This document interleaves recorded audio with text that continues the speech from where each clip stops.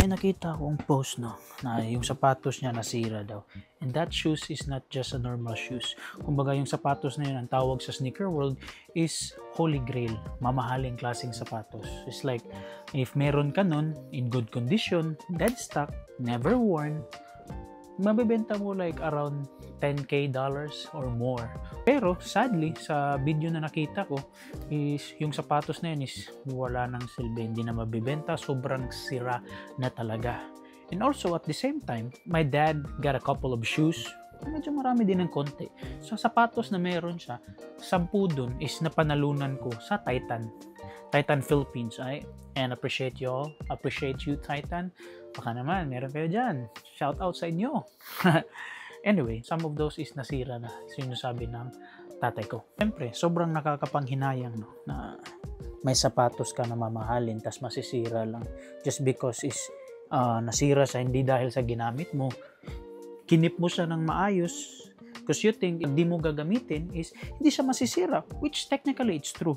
But still, depende din yan kung paano mo siya i-store ng tama. For today's video, papakita ko muna sa inyo yung pinakaluma kong sapatos na meron ako dito sa aking collection. By the way, bago ko ipakita sa inyo yung sapatos, kita ko lang sa inyo. Caitlin Clark, bruh. You know what I'm saying? This is the Kobe 5 Caitlin Clark Indiana Fever. Let's go. With the first pick in the 2024 WNBA draft, the Indiana Fever select Caitlin Clark, University of Iowa.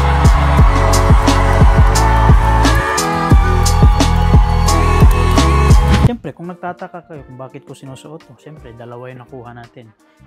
Wear, keep. Wear, keep. That's what we do, y'all. Ngayon, ipapakita ko sa inyo yung pinakaluma kong sapatos sa aking collection. Actually, dalawa to. This was released at the same year and at the same time.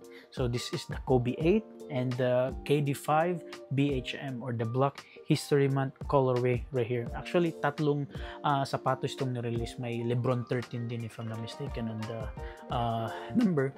But it was LeBron. This was released 2012, 2013, if I'm not mistaken. So this was like 12, 13 years ago. So luma na to. But it's still intact. It's still like dead stock. Hindi pa nagagamit. Yung outsole niya na maganda because yung sapatos is na-store siya ng maayos. And that's the most important thing. So, ano ba yung pamamaraan ko kung paano ko naikikip lahat ng sapatos na to in good condition na hindi siya nasisira?